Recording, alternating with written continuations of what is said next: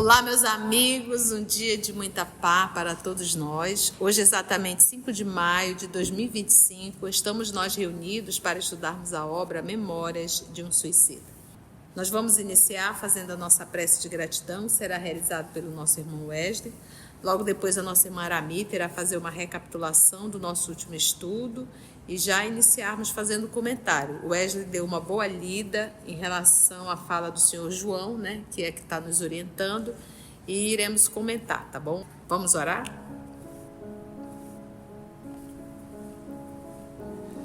Querido Pai, mais uma vez estamos aqui para fazer o estudo dessa obra, que é uma obra de muita reflexão. Confesso, Senhor, que eu tinha medo, receio, mas hoje, com o avançar dos estudos, essa é a obra que me faz mais refletir sobre minhas atitudes, sobre os vícios que ainda tenho e que preciso policiar, vigiar e orar, porque sei que sozinho talvez eu não consiga. Que possamos compreender que o Senhor está sempre ao nosso lado e que o socorro está sempre perto, que eu preciso me esforçar e não tentar atenuar os meus erros com reflexões vãs, vis, que saem inúteis, porque nós é que temos que nos esforçar para andarmos no caminho reto e não adaptar ao espiritismo as minhas vontades. Pai, obrigado por essa obra tão bela. Obrigado por todos os ensinamentos e que possamos sair daqui com a consciência do dever que temos para conosco, para esta encarnação, que é o investimento que o Senhor tem nos dado. É uma chance a mais que o Senhor tem nos dado, porque somos, como o livro muitas vezes fala, réprobos, mas estamos aqui com a oportunidade de fazermos diferente e quem sabe fazer muito melhor. Graça te damos, querido Pai, que assim seja. Como disse o Wesley, essa obra faz a gente refletir, mas para mim o que mais essa obra me demonstra é assim, a misericórdia e a bondade do Senhor. Quanto e aonde a assistência e o desvelamento para que a gente dê certo. A gente não dá certo, ou a gente não acha o caminho para seguir reto, para seguir o caminho do bem, por escolha. Como a gente viu no outro estudo, quando a gente exerce o nosso direito da última liberdade, até de perder a alma, se for possível. E, de acordo com isso, no nosso último estudo, a gente sabe que eles estão no manicômio, né, conversando com o irmão João. A gente sabe também que no manicômio são aqueles espíritos que não têm condições de ficar junto com os outros no hospital, são aqueles espíritos que estão mais estão dementados. E o irmão João falou que a reencarnação é o único corretivo que é bastante enérgico para levantar-lhes corajosamente as forças deprimidas. Ele estava falando que, porque os fluidos, que naquele local são fluidos permanentes, eles não conseguem captar esses fluidos. E que, apesar de que de vez em quando eles vêm na crosta, trazem esses dementados, vamos dizer assim, a crosta, para em sessões mediúnicas se retemperarem com os fluidos, com os médiuns, como ele fala, os médiuns salutares, contato com médiuns moralmente aptos a favorecer irradiações fluídicas, eles pouco aproveitam. Então, o que seria melhor seria uma reencarnação. E o Mário Sobral, se vocês estão lembrados, que é aquele que matou a Eolina, que está muito preocupado com a próxima encarnação dele, ele pergunta e quando eles irão reencarnar e como se apresentarão na sociedade quando eles reencarnarem. Aí o irmão João diz que eles vão ser encaminhados a novos renascimentos tão pronto isso seja possível, que eles não têm condições de inferirem nada dessa encarnação, até porque eles violaram a lei, né? E que eles serão o que a gente chama na Terra os retardados, os loucos, os surdos mudos de nascença e até cegos, porque os epilépticos, porque estão ferreteados pela infâmia de que se rodearam no grau equivalente ao delito praticado. Ou seja, a pena acompanha o delito. Nunca é nem maior nem menor. É igual, justa e misericordiosa. Aí o Camilo, né, muito chateadinho, pergunta: mas isso não é um castigo severo demais? Poxa, coitadinhos, de onde está a misericórdia de Deus? A gente vê tanto crime na humanidade, não dá para eles se arrependerem. E aí o irmão João, muito bondosamente, diz para ele não acreditar nisso, que isso nada mais é do que um reflexo da lei de causa e efeito, que é estatuídas pelo legislador supremo, que é Deus, né, para advertir os homens como os espíritos dos erros que praticam em oposição à harmonia das demais leis. O castigo é imposto pelo próprio dissoluto, ou seja, pelo próprio devasso, o libertino que violou tais leis. E que, tal como uma bala que rechicoteia, né? Tal como uma lei de causa e efeito, a gente diz que toda força implicada resulta numa reação, que é igual à força empreendida, né? Isso é uma lei da física. E essa lei da física, terceira lei de Newton, segundo o meu engenheiro de plantão. Isso é uma lei da física. E tal como uma lei da física, ela é uma lei natural, logo é uma lei divina. E que esse ricochete volta para quem fez. E essas faculdades, o Deus nos doa a cada um de nós, né? Elas não são contaminadas de impureza pelo mau uso que a gente faça dela, sem que isso nos cause consequências inevitáveis que precisamos. Eu gosto desse exemplo da tia, que precisamos reparar. A tia diz: se tu desarruma teu quarto, quem vai arrumar? Né? Geralmente no mundo terreno tem a mãe, tem a empregada, tem não sei o quê. Né? Mas no mundo divino, quando a gente desarruma o nosso quarto, ele vai ficar desarrumado até a gente ir lá e arrumar. Quando a gente bagunça a nossa vida, ela fica bagunçada até a gente ir lá e arrumar. Quando a gente se desvia dos caminhos, a gente vai ficar desviado até que a gente queira retornar. E quando a gente se suicida, como é nesse caso, a gente vai ter um efeito no corpo espiritual conforme for a violência do ato praticado. Então, quem está no manicômio são pessoas que fizeram atos violentos, abusos, né? Abuso seja de drogas, de álcool, e os que fizeram os atos de suicídio, os mais violentos, que são o que eles chamam os retalhados, né? E ele continua que o bem, que é a base suprema da vida, em que a amarga situação colocará o ente que conspurcou esse bem, vai desarticular todos os dias do trajeto natural, né? E ele vai se ascendendo e se arrastando até chegar à perfeição. É da lei natural. Nenhum de nós vai ganhar a perfeição de brinde. Isso é um esforço, é trabalho, é persistência, é dia a dia. E aí ele continua que ele vai aqui, ó. Diz o irmão João, né? Esqueceis então as lágrimas que esses infelizes fizeram derramar a seus irmãos, aos quais infligiram tormentos oriundos do egoísmo e demais expressões vis que deixavam extravasar o coração denegrido. Ele pergunta porque os retalhados, até com o ato final deles, geralmente tem uma mãe, um parente, um pai, alguém que se importava, que fica nessa vida, nesse sofrimento, as lágrimas que fizeram derramar.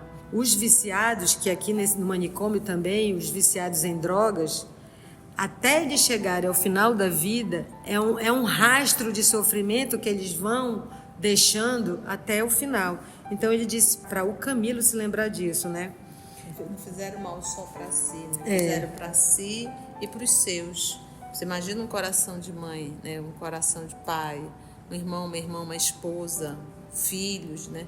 se deparando com um suicídio do ente amado. E ele vai responder. A gente vê isso com Jerônimo, né? Lembra do mal que ele fez a toda a família? Esposa, os 3 filhos. E ele vai ter que responder por isso. E ele continua questionando, né? Das difamações com que feriram suas vítimas, aprazendo-se em tirá-las ao descrédito das pessoas conceituadas, das delações, das críticas ferinas, das ignomínias com que muitas vezes enxovalharam a pessoa respeitável do próximo, valendo-se das faculdades do raciocínio e da inteligência apenas para infelicitar a outrem, preparando outrossim para si mesmos os abismos em que se haviam de despenhar? Porque, na realidade, quando a pessoa, e ele fala aqui, né? Semeia todo o mal, e na hora que vem o mal para ele colher, o que é que ele faz? Eu vou fugir. É melhor eu fugir, é uma saída honrosa, não tem nada mesmo. Então, suicídio, né? Pensar... E é sempre bom lembrar, fugir da prova é prorrogar a prova, só isso, porque ninguém foge dela. Mas a pessoa que acredita no suicídio, ela acredita que tudo vai acabar, por isso que ela comete suicídio. É só a gente fazer um exercício, né? Se é um Deus soberanamente bom e justo, se nada que me alcança não é nada mais do que eu tenha feito, e eu vou fugir de mim mesmo para onde? Se para onde eu vou comigo. Cada um vive dentro do céu ou do inferno que cria para si mesmo. Nenhum de nós vive na criação mental do outro. Eu posso morrer de andar com a Conceição, mas eu vou andar com o meu mundo mental e ela vai andar com o mundo mental dela. Eu posso, por influência do mundo mental dela, querer melhorar o meu. Mas eu não posso, só de andar com ela, sem fazer o meu esforço, eu melhorar. Vide com o nosso Senhor Jesus Cristo, Judas fez o que fez, né? Mesmo Jesus dizendo, olha, cuidado, olha, vai para ali. Então, o supremo bem que a gente tem, mas também é a suprema responsabilidade, é a liberdade. Mas olha, gente, o mundo físico é ótimo, não vamos nunca mais reclamar do mundo físico. Porque no mundo físico a gente pode colar, a gente pode ser de uma equipe com a Conce, que ela faz tudo e a gente fica só. Põe meu nome aí no teu trabalho, ela põe, ela é besta essa daqui, né? A gente pode ir da equipe da Conce, né? A gente pode dizer, faz pra mim, mana, por favor, cola. Tudo no mundo físico, quase tudo no mundo físico cola. No mundo espiritual, quando chega lá, eu chego agarrada com a Conce. Faz de conta que morreu nós duas juntas, né? Chego lá agarrada na Conce e disse, eu sou da equipe dela. O cara vai olhar pra cima e dizer assim, querida... Apresente o trabalho. Desculpe. Sustentação oral. Desculpe, mas a tua classe é aquela dali, olha. Eu já nem acordo junto com ela, eu já acordo em outro lugar gritando, Conce, que é de tu, garota? E ela já está no outro lugar. Então, cada um de nós, independente de onde viva, com quem viva, vive dentro da sua criação mental. Isso é da lei, graças a Deus. Isso é bom e isso é ruim, né? Mas é maravilhoso depois que a gente tem. É isso mesmo.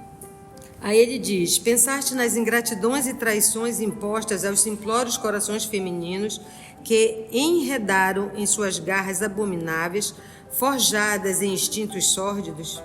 Na inocência infantil e juvenil que muitos destes que aqui vedes conspuscaram monstruosamente, ou seja, nenhum que está ali é gente inocente, é gente coitadinha, é gente que não fez nada, né? Ele está mostrando que são gente que tem uma ficha corrida bastante, né? Bastante extensa. Aí ele fala, nas cenas degradantes por eles criadas e praticadas comumente durante a existência terrena, levando a corrupção e a perversão aos circunstantes do plano objetivo e invisível que as presenciasse e infelicitando as correntes fluídico-magnéticas que sobem da terra para o invisível, a nós outros sobrecarregando de preocupações para obrigarem-nos a exaustivos serviços de saneamento e higienização, a fim de que nossas próprias colônias não fossem corrompidas. Ou seja, eles corrompiam o ambiente não só por atos, não só por atitudes, mas até o pensamento.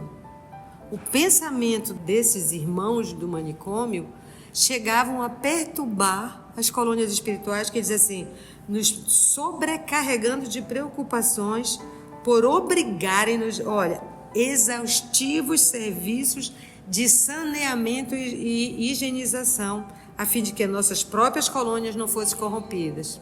Ou seja, imagina a imundície desse pensamento. Então, tu imagina uma pessoa que utiliza a droga, a química, e oferece, induz e convida, né? Então, além da criatura cometer o suicídio, ela ainda corrompe outros e responde por isso. Olha quanta coisa delicada. E uma pessoa que está utilizando droga, seja o álcool, seja o cigarro, seja qualquer desse tipo de drogas hoje sintéticas, normalmente as pessoas utilizam até para poder fazer tudo. É como se fosse assim, eu vou anestesiar a consciência, porque ela nos acusa, porque a lei de Deus está gravada na consciência. Então eu dou uma anestesiada na consciência para eu fazer tudo o que eu quero. E quase sempre tudo que eu quero não é nada agradável. Então isso fica na psicosfera, né? Nossas atitudes, como eles disseram aqui, dando um trabalho enorme para eles fazer essa limpeza, para que isso não venha interferir nas colônias. Mas te interfere? Claro que interfere, gente. Tanto interfere de lá para cá, quanto daqui para lá. Basta a gente lembrar da obra Nosso Lar, quando estava iniciando a Segunda Guerra Mundial, como a colônia Nosso Lar ficou agoniada, os trabalhadores, porque iria receber um número muito grande de pessoas, de espíritos desencarnados. Eles fizeram curso de melhorar o pensamento, elevar a vibração. Para poder auxiliar. Aguentar. É muito sério isso. Continua, irmão João. Ah, meus filhos, como vos admirais agora de que renasçam estes pobres tolhidos por incapacidades invencíveis, se da existência que lhes foi concedida, a fim de tratar e de progredir, fizeram arma contra os ditames sagrados do próprio Criador de todas as coisas, a quem muito e muito ofenderam, ofendendo a si mesmos e ao próximo. Como vos admirais, né? Porque o caminho ficou, mas eles não estão aí, né? Deus não está sendo cruel com eles, por que Deus não perdoa? Deus não está sendo severo demais, ele está levantando vários tópicos aqui, são várias perguntas. Mas para pensar, olha o povo que está aí dentro, o que eles fizeram? E é aquilo que a gente falou no Evangelho, a gente faz um monte de besteira e a culpa é de Deus. Nós cavamos o buraco para a gente se enterrar. Apesar de todas as advertências, de toda aquela luzinha que diz, não faça isso, a gente vai lá e teme e faz. Então, para tudo. Qualquer pessoa sabe que qualquer droga faz mal. Mas vai lá e usa, né? Mas vai lá e usa. Comer demais também, né? Comer demais o quicão de sexta-feira, né? Tão bom comer um quicão, né? Que a gente não pode. Cachorro quente, senão o pessoal do... Não vai entender, né? Nordeste, do Sul, Sudeste. É um cachorro quente. Então, ou seja, e é uma tentação. Agora, quando a gente fala de uma dependência química, prejudica a você e a muitos. Diz, mas a alimentação prejudica só a nós? Depende. Porque quando você vai ficar enferma, quem vai cuidar de você? Você vai dar trabalho para o outro. Então a gente não para pensar em tudo isso, né? Então devemos sim nos esforçar, né? Para evitarmos esses vícios. Vamos lá.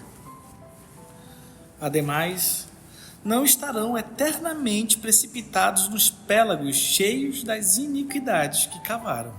Esses pélagos aí são os abismos, né? Iniquidade e crime, né? Ademais, eles não vão eternamente, porque é aquilo que nós falamos. Nós estamos fadados ao mal? Não. Nós estamos fadados ao? Então, a gente pode protelar, mas um dia a gente chega. Só que à medida que nós vamos protelando, nós vamos sofrendo cada vez mais. A gente sofre muito quando a gente protela, né? Tanto é que a gente vê as condições que nós estamos hoje, a sociedade terrena como um todo, né? Para onde você vira é dor, mas é resultado do quê? Das nossas escolhas, né? A dor educadora corrigirá as anomalias de que se cercaram, reconciliando-os com a lei, essa lei com L maiúsculo. É a lei divina, né? Ó, Deus é a misericórdia infinita, meus amigos, e deseja as criaturas harmonizadas com a beleza eterna das suas leis.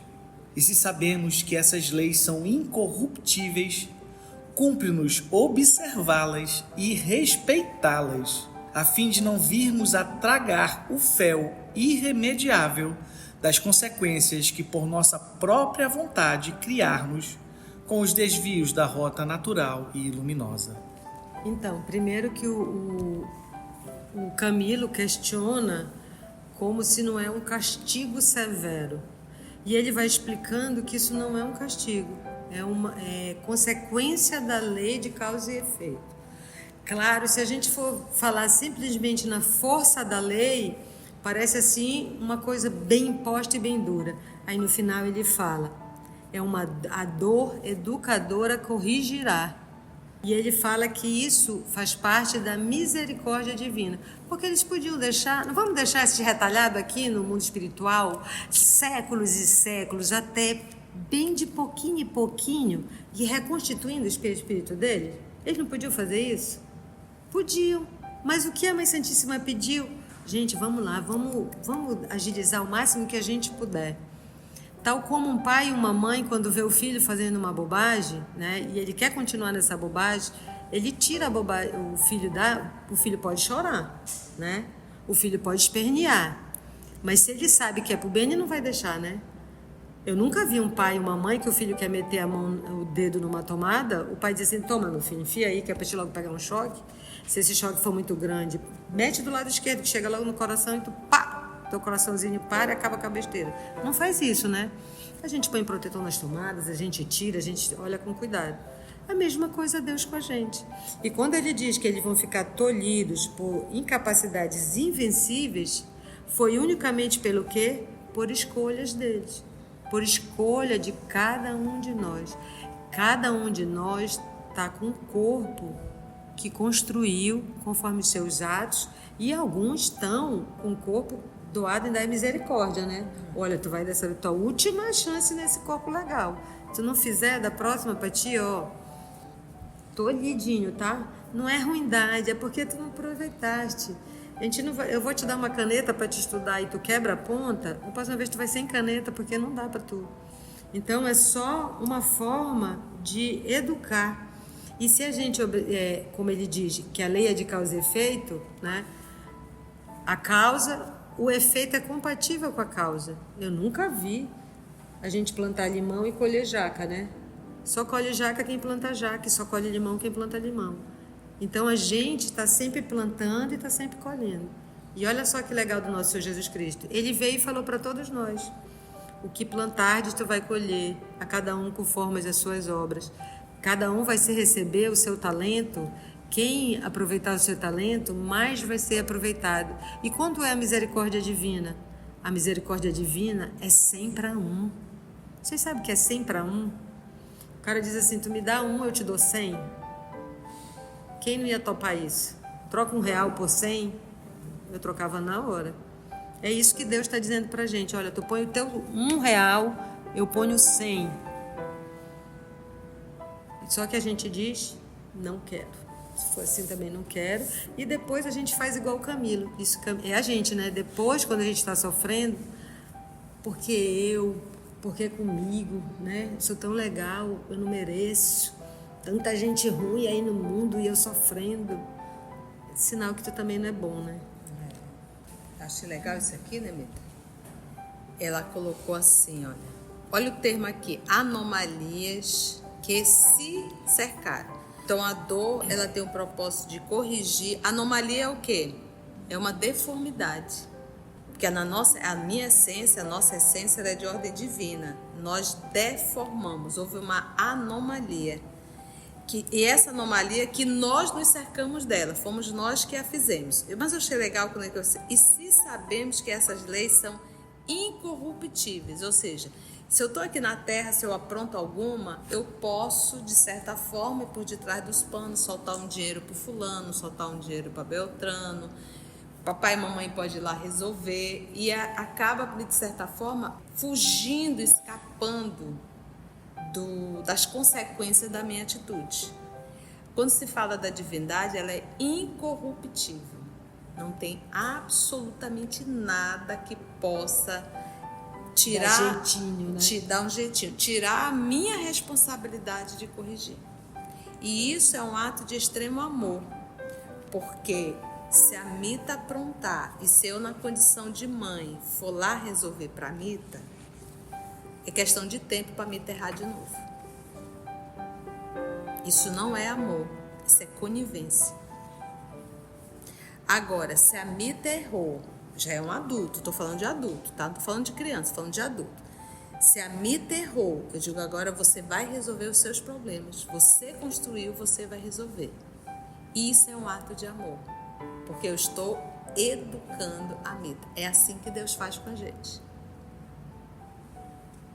Por quê? Porque Ele nos ama infinitamente, porque Ele sabe que só vamos aprender quando nós assumirmos as responsabilidades das nossas atitudes.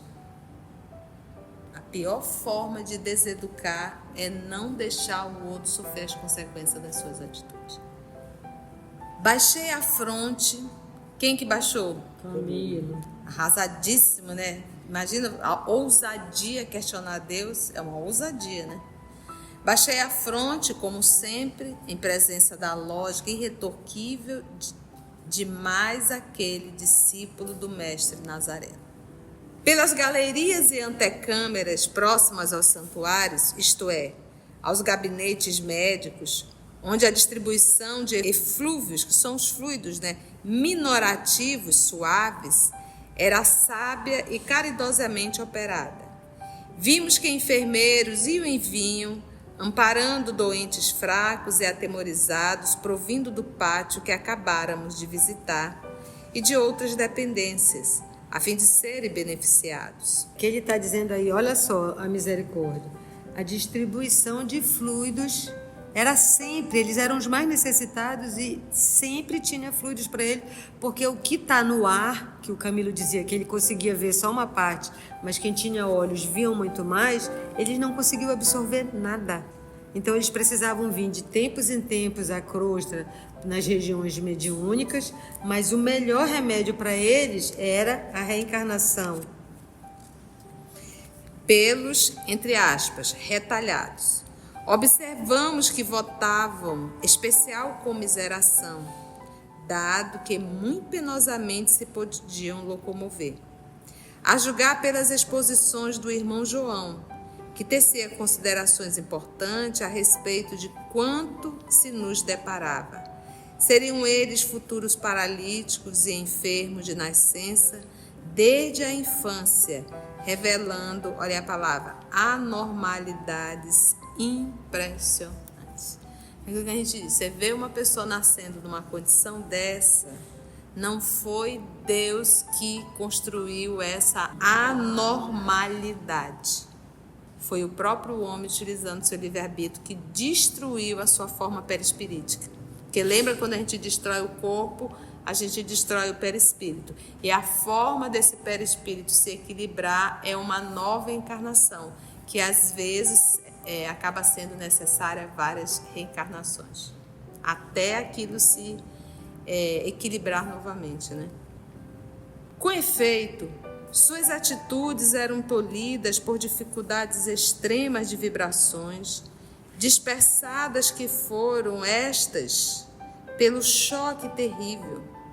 Seus gestos pesados e desinteligentes, como que peados, presos pelas sombras dos golpes e contragolpes que se fotografaram tragicamente no espelho sensível da organização astral. Qual é a função de uma foto? Registrar um momento. E aonde que está registrado esse momento? A organização astral é o perispírito. Ficou lá, desestruturou aquele organismo. Choravam ininterruptamente, Como se o choro houvesse degenerado em hábito atroz, criado pela intensidade do martírio, inquietos sempre sobre a cruciante angústia de perene mal-estar, conquanto submissos, incapazes de blasfemar, como geralmente sucede aos suicidas muito desgraçados. Olha a situação deles. Deixando, porém, para trás os santuários, onde não penetramos, atingimos salão amplo, espécie de auditório singelo e sugestivo, onde ensinamentos moralizadores eram ministrados por um jovem servo que, em existência remota, trouxera muito dignamente o feio burel, que é o hábito, aquela roupagem, né? De religioso franciscano, mas cuja alma se iluminara sob as virtudes auridas nos ensinamentos redentores do testamento do divino missionário, tão fielmente servido pelo seu patrono, né? Pelos seus protetores. Então vamos ver quem é esse jovem. Usando daquela inconfundível doçura, apanágio, né, o privilégio dos caracteres moldados na verdadeira escola da iniciação cristã, esse novo legionário expunha singelamente, como quem aconselhasse ou ensinasse a observar, a ideia de Deus e de sua paternidade sobre toda a criação.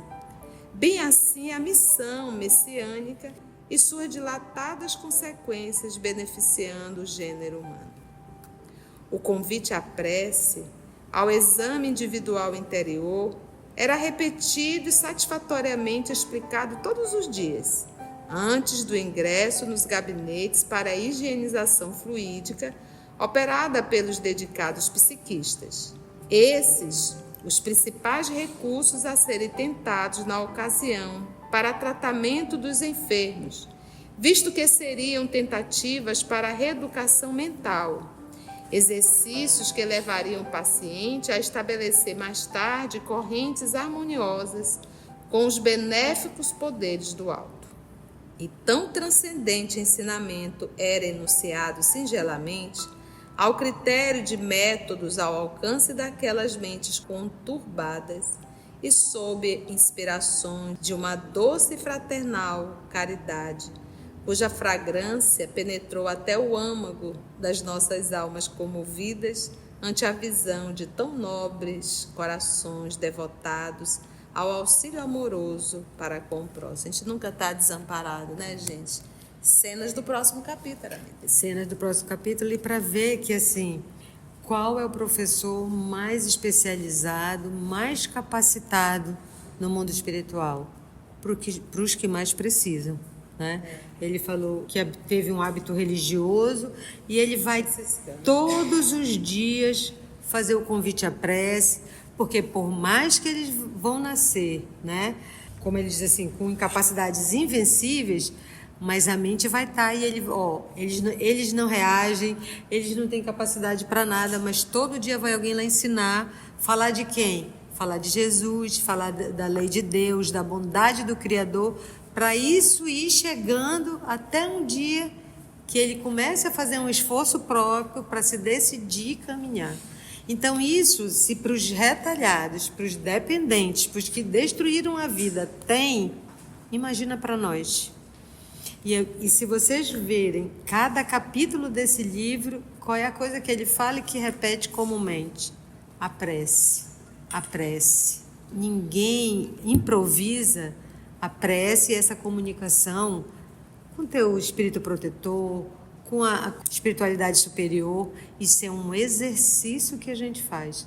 Então, eu acho que esse livro é um convite o tempo todo para a gente não se esquecer da oração, para a gente não esquecer que a misericórdia de Deus nos acompanha todos os dias infinitamente. Eu acho que se não fosse a misericórdia de Deus, nenhum de nós estaria de pé.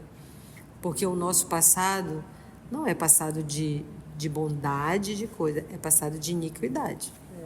E é tão interessante porque para falar de Jesus no mundo espiritual, tu tem que ter capacidade de amar. Aqui na Terra não, eu posso falar, a Mita pode falar, qualquer um de nós a gente pode aprender e vir aqui sentar e falar. No mundo espiritual não. Se esse irmão está indo e falando, nós vamos ver a capacidade que ele tem de amar. Então, no mundo espiritual, para falar de Jesus, para trabalhar, tem que ser realmente autêntico. O coração já tem que estar em movimento de amor. Foi bom? Agora vamos fazer a nossa prece de gratidão. Eu vou pedir para a Mita fazer a prece. Vamos orar?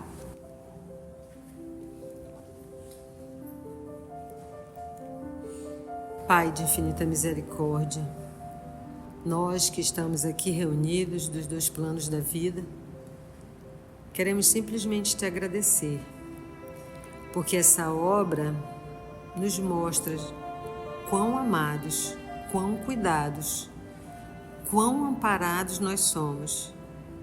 E também nos mostra, como bem falou o Esler na oração inicial, a nossa responsabilidade, o nosso exercício de pensar na nossa caminhada, e também mostra a nossa ingratidão, né? Quão ingratos nós somos, quão rebeldes nós somos.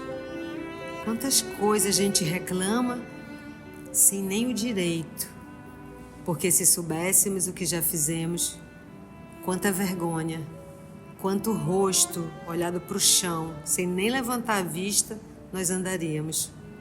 E a tua misericórdia, que nos acompanha a todos, faz nós nos esquecermos, faz nós pensarmos que somos bons, faz nós acreditarmos que sempre é possível nessa caminhada. Isso tudo é reflexo do teu amor. E ainda por cima, designa a Mãe Santíssima para cuidar desses irmãos mais sofridos. Aonde poderia, em que esferas a Mãe Santíssima poderia estar? E ela não abandona. Ela escolhe, ela pede para esses obreiros que muitas vezes se oferecem para trabalhar, velar e cuidar de nós. Porque quem de nós pode dizer que nunca cometeu um suicídio? A gente não sabe. Mas agora nós já podemos um pouco orar por esses outros que se desesperam, que não te conhecem. Já estamos começando essa caminhada de te conhecer, de saber através dessas obras maravilhosas o teu amor, a tua infinita misericórdia para com cada um de nós. Então ajuda-nos, Senhor da vida, para que nós possamos não olhar para trás mais, mas olhar para frente. E a cada novo dia, sermos uma fonte de alegria, de esperança e de bom ânimo e boa vontade, onde quer que estejamos, porque os teus discípulos são conhecidos por levar o teu evangelho através do exemplo e não de palavras. Ajuda-nos principalmente a ficarmos contigo, porque temos a certeza que tu estás conosco desde sempre, que assim seja.